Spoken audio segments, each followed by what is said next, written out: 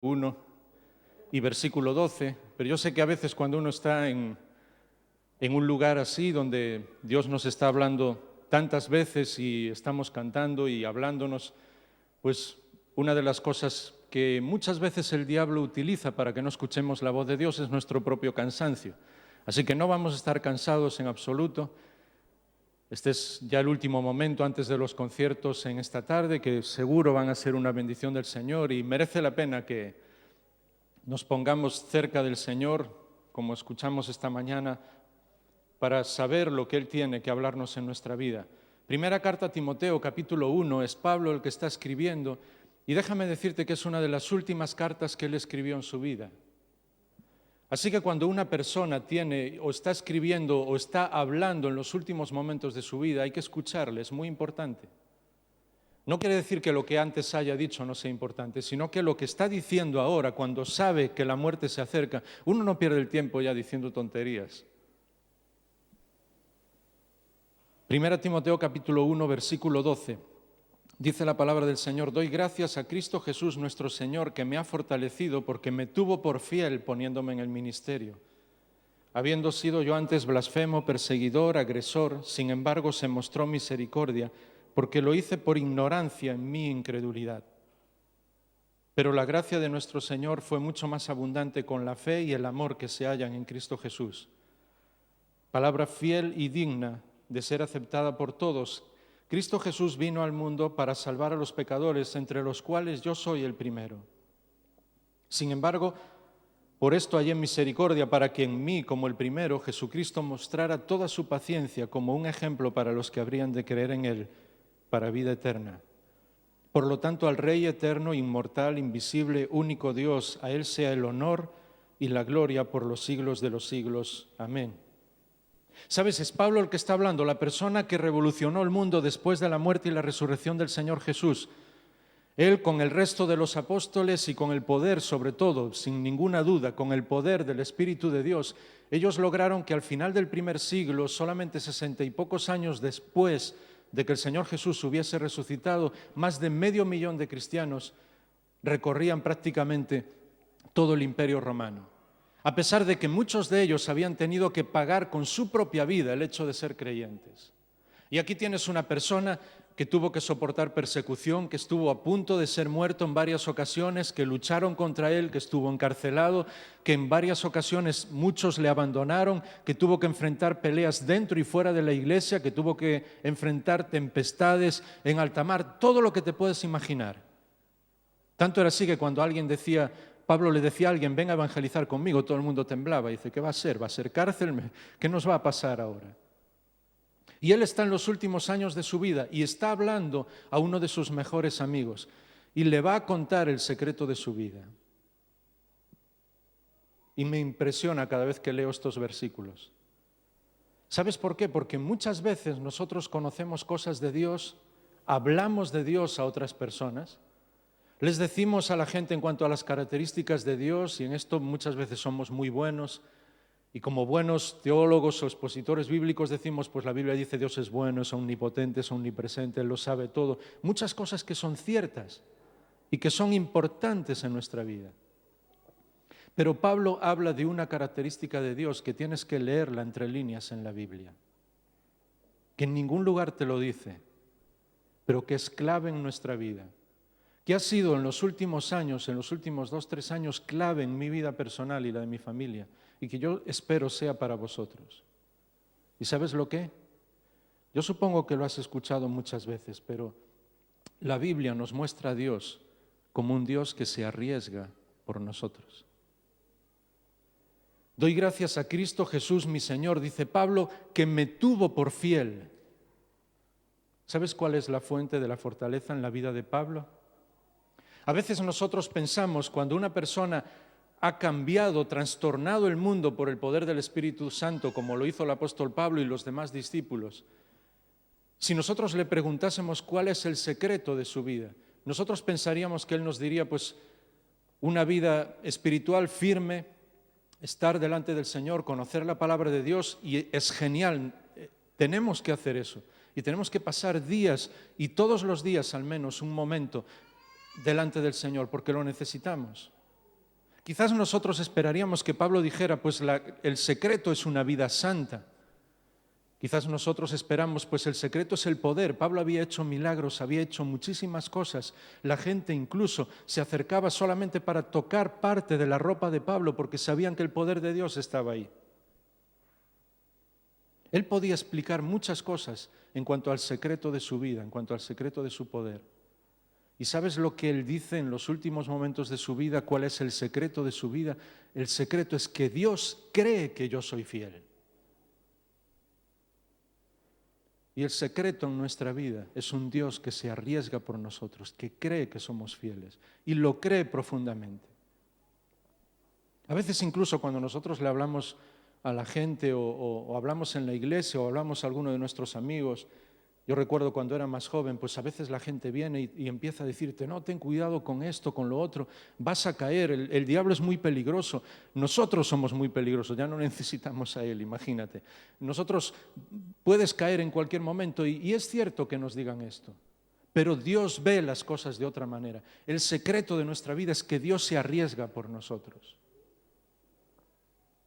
Y muchas veces nosotros pensamos y vemos a algunas personas y decimos, esta persona jamás llegará a conocer a Dios, mira cómo es. Y Dios ve a esa persona y dice, yo voy a arriesgarme por él, por ella. Habéis leído el libro de Job, supongo. Y os ha hecho bien como a tantos de nosotros cuando hemos estado en momentos difíciles, aunque quizás ninguno de nosotros sufrió tanto como él. Pues ¿sabes cuál es el argumento del libro de Job? Algunos dicen es el sufrimiento. Está bien. Pero el argumento del libro de Job es Dios diciéndole a su mayor enemigo y al enemigo de todos nosotros, mira Job, yo soy capaz de arriesgarme por él. Haz lo que quieras con él porque va a ser fiel. Yo sé que va a ser fiel. Y a mí me hace temblar solamente pensar que Dios está mirándome y mirando a cada uno de vosotros con vuestro nombre y a cada uno de los que hemos estado hablando aquí, diciendo, mira, yo sé que va a ser fiel, yo me arriesgo por esa persona. ¿Sabes? Porque muchas veces nosotros, incluso en nuestra vida, yo supongo que lo habéis hecho, porque a mí me ocurrió cuando tenía muchos menos años y estaba luchando quizás más que ahora con situaciones como tentaciones o otro tipo de problemas, no que ahora hayan pasado, pero Dios te va enseñando muchas cosas en la vida. Y de repente cogías esos libros, supongo que Miguel tú los has visto, ¿no? 10 pasos para vencer la tentación, 1, 2, 3, 4, 5, 6...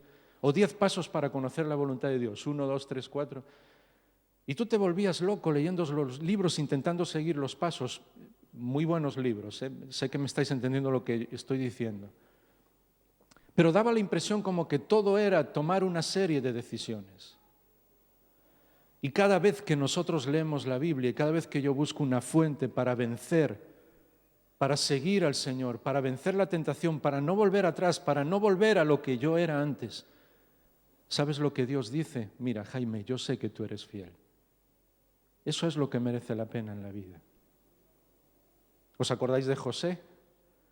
Todo el mundo conoce la historia. Él llegó a lo más alto, era secretario de, digamos, el primer ministro o algo muy parecido allá en Egipto, y de repente la mujer de este hombre empezó a tirarle los tejos y José se vio en una situación muy complicada. Pero tú te imaginas cuando esta mujer llegó y había una tentación ya irresistible, lo que José hizo y dijo, no, a mí me han enseñado en la Biblia, mi pastor, pasos 1, 2, 3, 4 y voy a seguirlos. O yo he leído en algún sitio, no, esta mañana yo he hecho mi devocional y por lo tanto estoy firme, no voy a caer en esta tentación. Lo único que hizo José, antes de correr lo más rápido que podía para huir de esa tentación, fue decir, yo no puedo pecar contra Dios. Porque José sabía que Dios le tenía por fiel. Que Dios sabía que él era fiel, ¿me entendéis?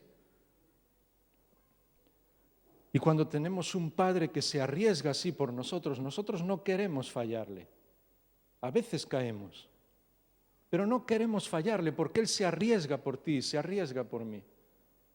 Yo sé que me vais a perdonar un ejemplo muy simple, demasiado simple, pero para los que conocisteis el otro día, Miriam, mi mujer, a veces yo tengo que viajar a muchos lugares, diferentes países también, y siempre que puedo llevo a mi mujer y las niñas conmigo, porque ellas son lo mejor del ministerio. Cuando llega a un sitio y no están, todo el mundo, pero no vinieron. Y sé que Dios las ha elegido a ellas también para proclamar el mensaje del Evangelio, pero algunas veces no puede venir. Y a veces estás en situaciones, una semana solo, 10 días solo. Estamos 16 años ya de casados. Y nunca, ni una sola vez, Miriam al volver de un viaje, nunca me dijo, Jaime, ¿me fuiste fiel? Nunca. ¿Sabes por qué? Porque ella me tiene por fiel. ¿Me entendéis? Dios es exactamente igual con nosotros. Aunque a veces nosotros caemos, Él vuelve a mirarnos, vuelve a llamarnos y vuelve a decirnos, yo sé que vas a ser fiel, vamos adelante. Inténtalo la próxima vez, no creas en las mentiras que no puedes levantarte. Eso es una mentira del diablo. Y yo sé que si el Señor no viene antes, las próximas veces que os reunáis, yo no sé cada cuántos años estáis juntos, pero yo sé que la próxima vez que estéis aquí, no por lo que vosotros sois, pero sí por el poder de Dios, todos vosotros vais a estar aquí otra vez. Porque Dios sabe que sois fieles y Dios se arriesga por cada uno de nosotros. ¿Sabes quién era Pablo? Yo no sé si alguno de nosotros era como él. ¿Me presentaría yo alguna vez para que me llamaran en un congreso para hablaros a vosotros diciendo, mira, soy Jaime, yo antes era blasfemo, perseguidor, agresor y he matado gente? ¿Daría esa carta de presentación? Pues Pablo lo hizo. Y él supo que la fuente de su fortaleza es que Dios se arriesgaba por él. Dios le tiene por fiel. Y Dios os tiene por fieles a cada uno de vosotros. A Él no le entra en su cabeza, aunque pueda ver el futuro, a Él no le entra en su cabeza que alguno de nosotros pueda caer. Sabe que lo vamos a hacer, porque conoce el futuro y sabe que somos débiles, pero sigue arriesgándose por cada uno de nosotros.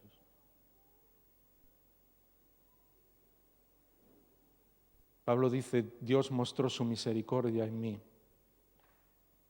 Y la gracia del Señor Jesús, versículo 14, fue mucho más abundante. Y esto lo dejo solo para el final. Antes me gustaría comentaros dos cosas muy rápidas. Porque ¿sabes cuál es el secreto del Evangelio que Pablo había comprendido? Es el versículo 15, palabra fiel y digna de ser escuchada y manifestada por todos, que Cristo Jesús vino al mundo para salvar a los pecadores. Juan 3:16 es el resumen del Evangelio. Muchas personas lo han utilizado. Aunque yo siempre digo, y es un paréntesis, que no sé por qué cerramos la Biblia y los versículos donde no están cerrados. Y Juan 3:16 termina con una coma y después viene una conjunción que hace que sea imposible decir Juan 3:16 si no lees Juan 3:17. Quizás para muchos sea una sorpresa, pero para mí es clave en el ministerio. Tanto amó Dios al mundo que amó a su Hijo, que mandó a su Hijo para que todo aquel que en Él cree no se pierda, mas tenga vida eterna. Porque si alguna vez le dices a alguien Juan 3:16, no pares ahí, porque hay un porqué. No envió Dios a su Hijo al mundo para condenar al mundo, sino para que el mundo sea salvo. El deseo de Dios es que todos, absolutamente todos, sean salvos.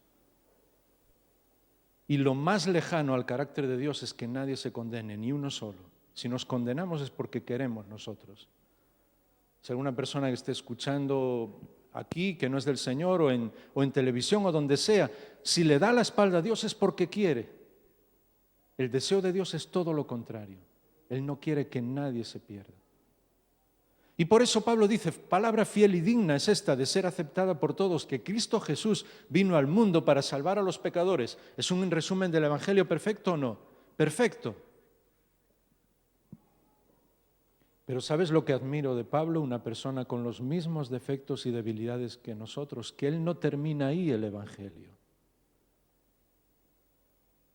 Y vosotros tenéis el valor, el poder, la ambición y la certeza de hacer exactamente igual que Pablo hacía, no terminar ahí el Evangelio. Porque muchas veces Y desgraciadamente en mi iglesia y en algunas iglesias con muchos años la gente termina ahí el Evangelio. Y el Evangelio no termina ahí. Palabra fiel y digna de ser aceptada por todos y de ser proclamada por todos, que Cristo Jesús vino al mundo para salvar a los pecadores, de los cuales yo soy el primero. Eso sí es el Evangelio. ¿Me entendéis? Y las personas fuera de aquí, las personas que no conocen al Señor, necesitan saber que nosotros somos los primeros de los pecadores, que no somos mejor que ninguna persona que está ahí fuera. Porque si Pablo, después de todo lo que él hizo y al final de su vida es capaz de decir yo soy el primero de los pecadores, ¿qué nos queda a nosotros? Él podía haber dicho yo era el primero, o yo fui el primero, o yo viví así antes, pero él se daba cuenta que seguía siendo pecador y Dios seguía arriesgándose por él. Yo sé que me entendéis, porque alguna persona puede estar escuchando y decir, muy bien, entonces voy a vivir como quiera, porque Dios de todas maneras se va a arriesgar por mí. No, ese no es el asunto. Es el asunto de que cuando estoy delante de una situación difícil, yo diga, mi Padre se está arriesgando por mí, yo no puedo hacer esto. Pero no porque no tenga libertad, Dios me da la libertad, pero yo no voy a hacerlo porque Dios se arriesga por mí. Yo no puedo fallarle a mi mejor amigo, yo no puedo fallarle a mi Padre Celestial, no puedo ni quiero hacerlo.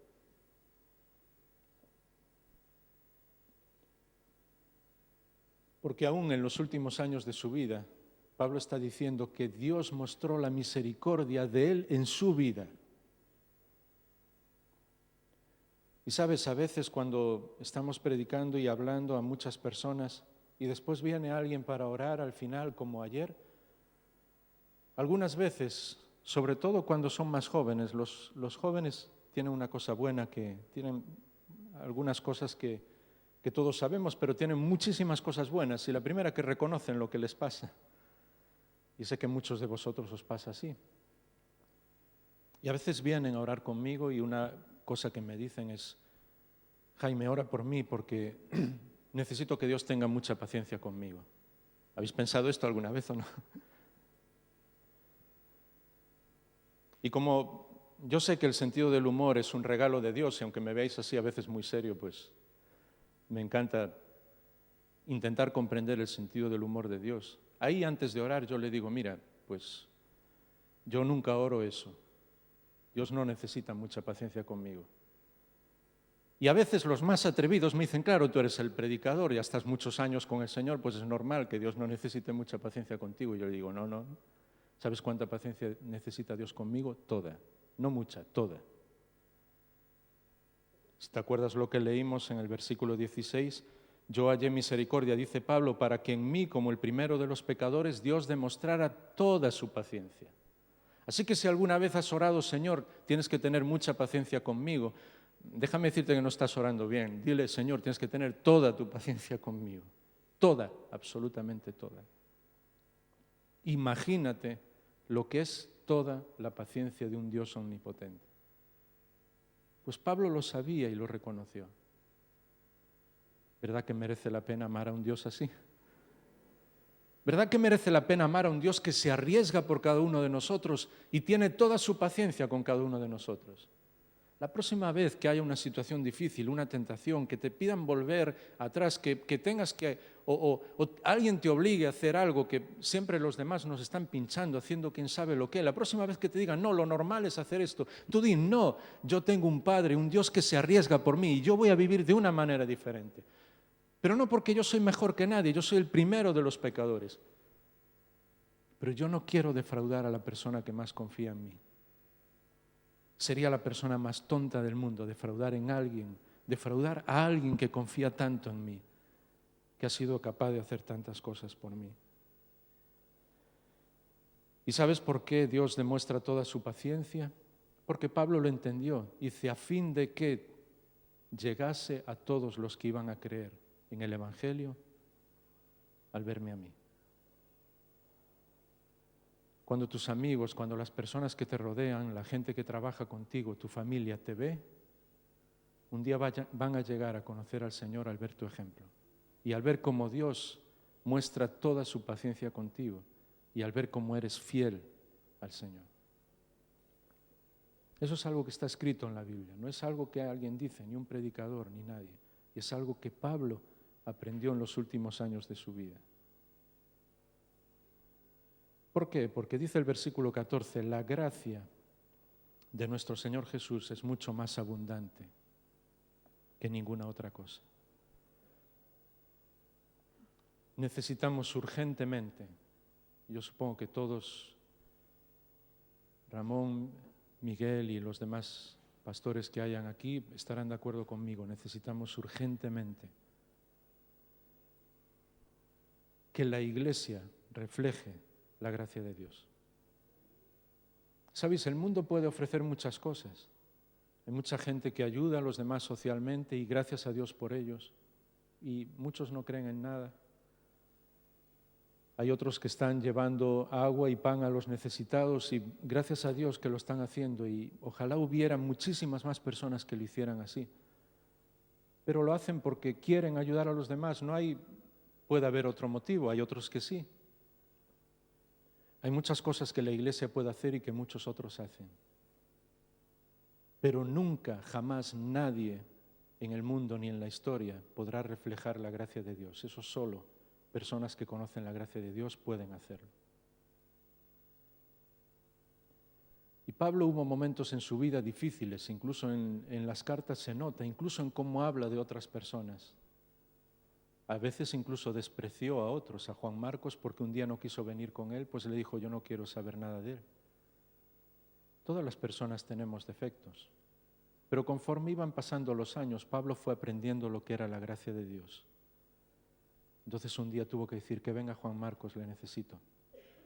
Un día tuvo que darse cuenta de lo que significa la gracia de Dios. Y eso es algo que solo Dios puede poner en nuestras vidas. ¿Sabéis? Hace muy poco escuchaba una historia en la radio y con esta historia me gustaría terminar porque me impactó lo que escuché.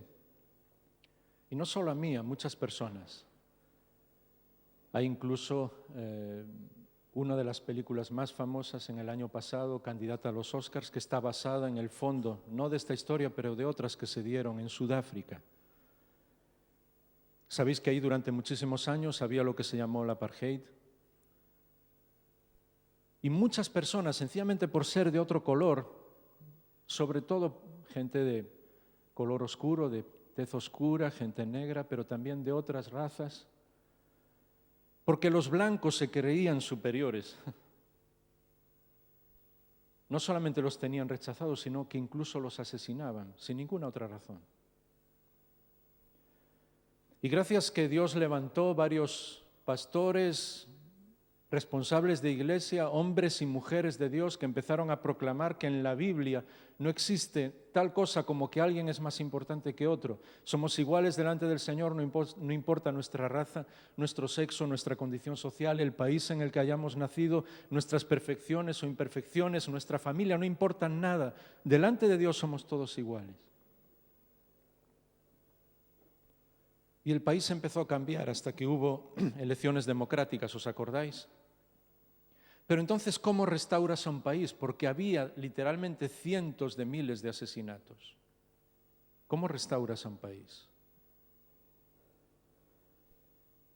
Y el primer presidente elegido democráticamente no sabía qué hacer, porque tú no puedes castigar a cientos de miles de personas llevándolos a la cárcel o matándolos y empezar a reconstruir un país.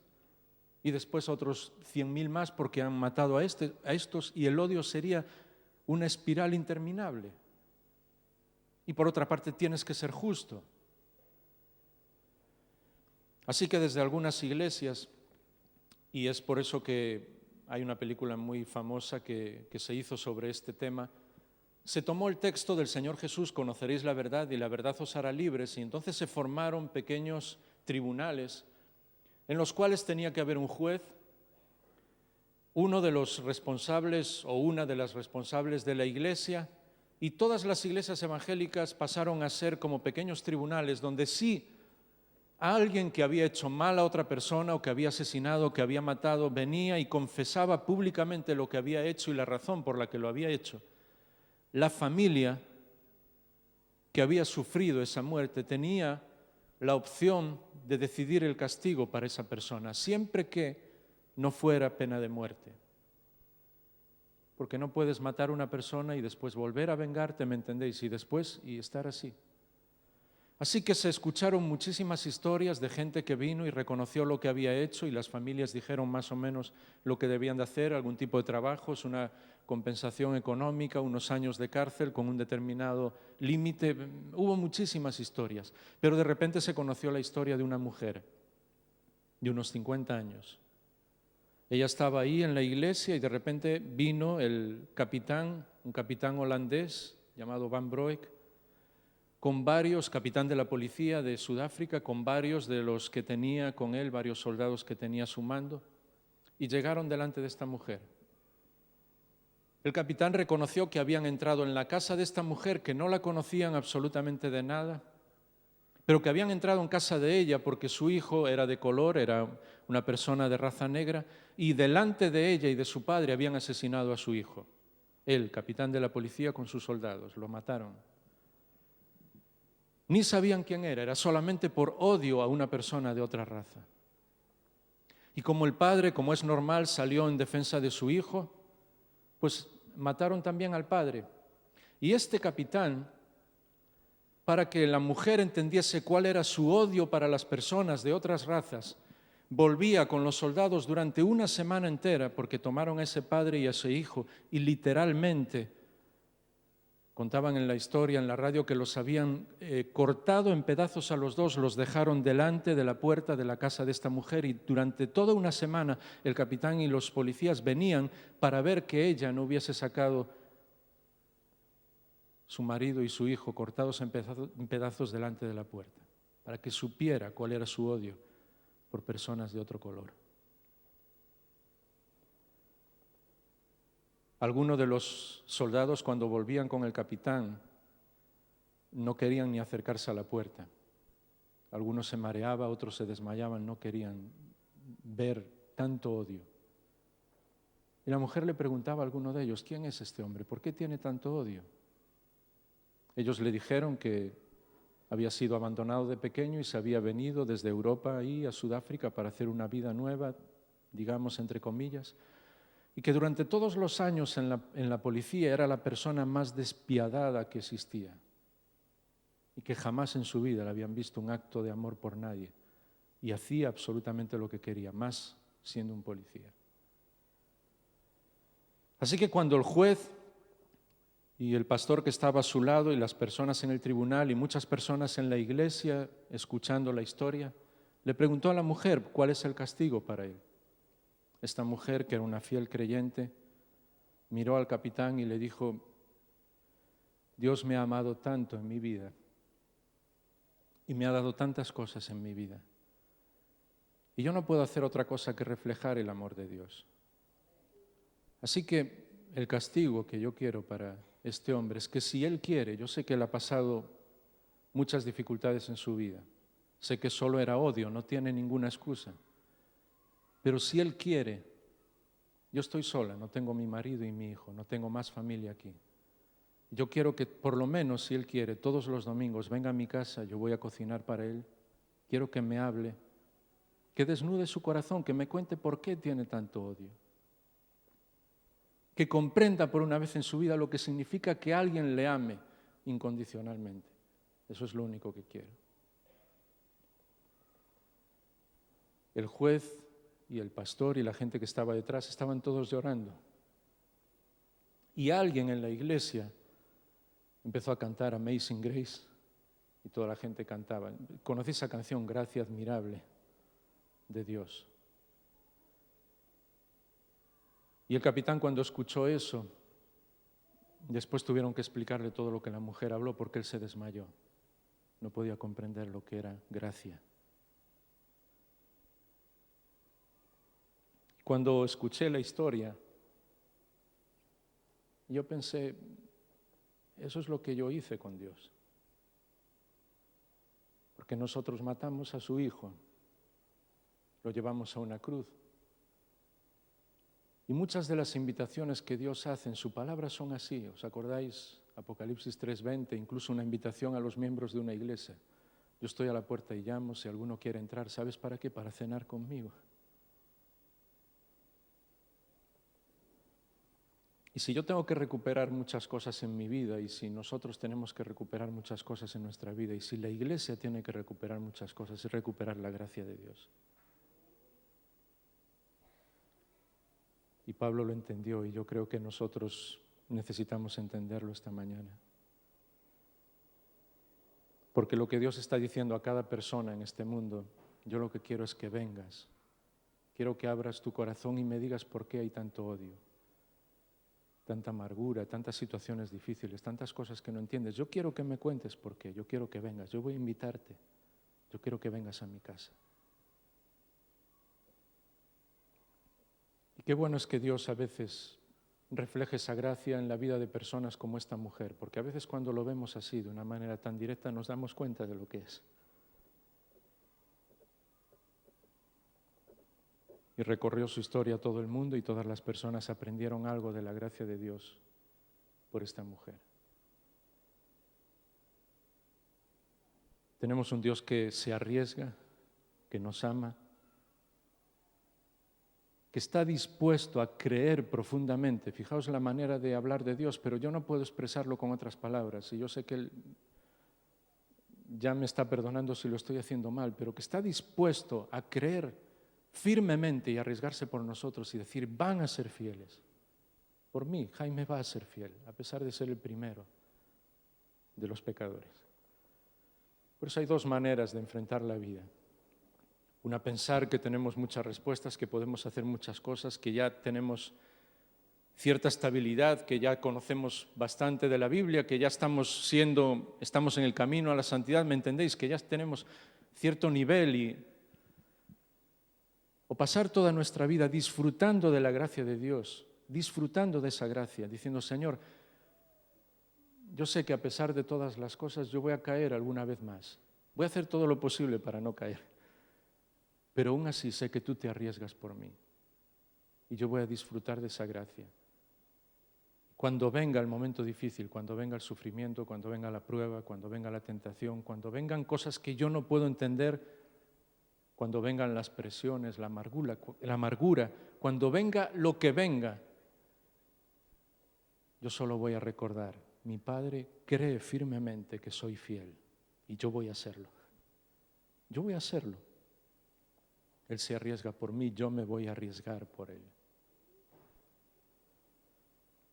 Yo no sé si tenemos música aquí, yo no sé si hay algún piano cerca, Miguel, o algo que se pudiera cantar para alabar al Señor, mejor dicho, para adorar y quedarnos un poco quietos, porque nunca me gusta terminar, y lo sabéis los que me conocéis, sin dar la oportunidad de que si alguien quiere orar, que venga a orar. Si alguno de los que estáis aquí que no conoce al Señor, o si alguien quiere orar para poner su vida en las manos del Señor y decir, Señor, gracias porque tú me consideras fiel y yo voy a vivir de esa manera. Y la próxima vez que nos veamos aquí, yo sé y le pido al Señor gracia para tener la misma confianza que Él tiene en vosotros, tenerla yo mismo. Y que la próxima vez que estemos aquí, todos, por lo menos, y muchos más, que hayáis ganado con vuestro testimonio y con vuestra fidelidad, estéis aquí adorando al Señor. Porque Él lo sabe. No sé si podemos tener amplificación o no. ¿Hay alguna?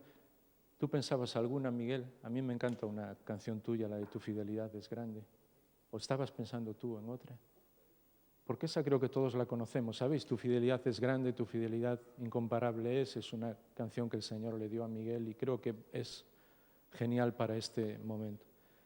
Y mientras quizás nos ponemos en pie todos y la cantamos y Él nos acompaña cantándola, pues tened toda la libertad para acercaros aquí, para orar.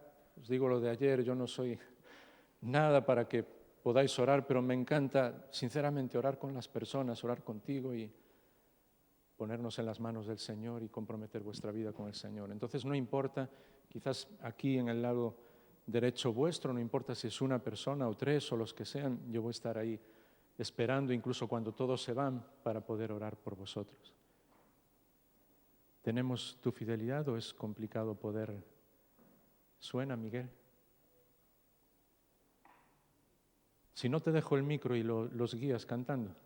Y si vemos que tenemos piano será genial, pero si es más difícil, a veces nos complicamos mucho la vida.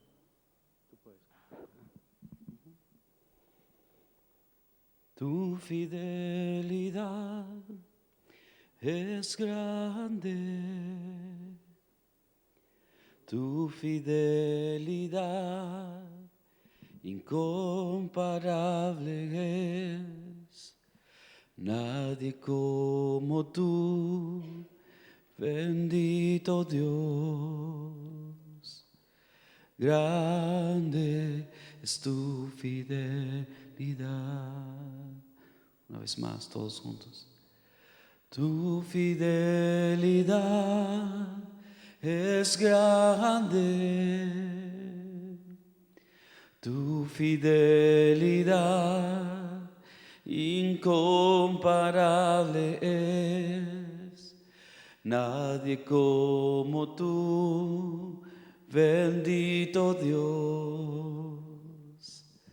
Grande es tu fidelidad. Tu fidelidad es grande, tu fidelidad incomparable es. Nadie como tú, bendito Dios. Grande es tu fidelidad. Grande es tu fidelidad. Grande es tu fidelidad. Cámbiame, Jesús, no quiero ser más yo. Haz tu obra en mí, dame tu bendición. Pon tu mano sobre tu corazón. Cámbiame, Jesús, no quiero ser más yo. Haz tu obra en mí, dame tu bendición. Jesús, enséñame a caminar en obediencia y en santidad. Me arrepiento hoy de toda mi maldad. Cámbiame, Jesús. Cámbiame, Jesús. No quiero ser más yo. Haz tu obra hoy en mí, dame tu bendición. Cámbiame, Jesús, no quiero ser más yo. Haz tu obra en mí, dame tu bendición. Jesús, enséñame a caminar en obediencia y en santidad. Me arrepiento hoy de toda mi maldad. Cámbiame, Jesús, cámbiame, Jesús, cámbianos, oh Jesús, cámbianos, Jesús. haz tu obra hoy en nuestro corazón. Cámbiame, Jesús, cámbiame, Jesús, haz tu obra hoy en mí. Oh, cambia nuestro corazón, Jesús. Oh, Señor, cámbianos, cámbianos, cámbiame. Comienza hoy una obra hermosa en mí. Oh, Jesús, te necesitamos. Haz tu obra en nosotros, fortalécenos, Señor. Te serviremos en santidad, en obediencia hoy te serviremos. Cámbianos, cámbianos. Oh, nuestro corazón está dispuesto. Cámbianos, Señor. Cámbiame, Jesús. Cámbiame, Jesús. ¿Cuántos dicen amén? Amén, amén, amén. Bueno, pues ¿qué onda? ¿A quién le doy el micro? Hasta ahora.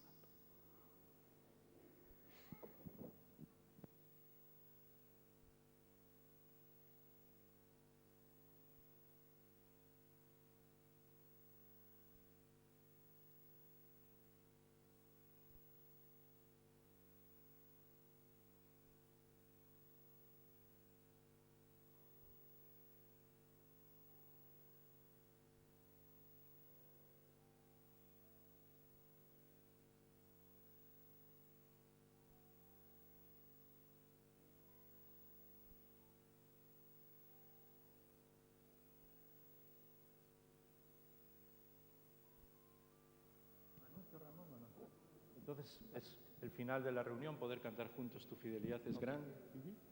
Okay. Sí, ahí está ya.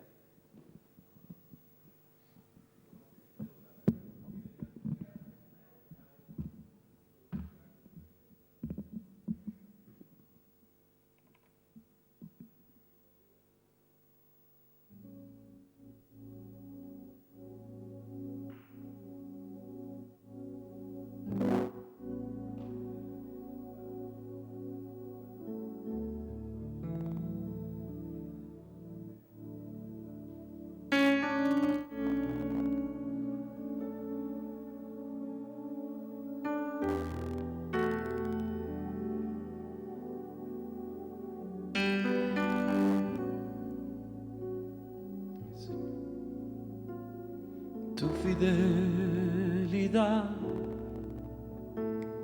es grande, tu fidelidad incomparable es, nadie como tú, bendito Dios. Grande es tu fidelidad.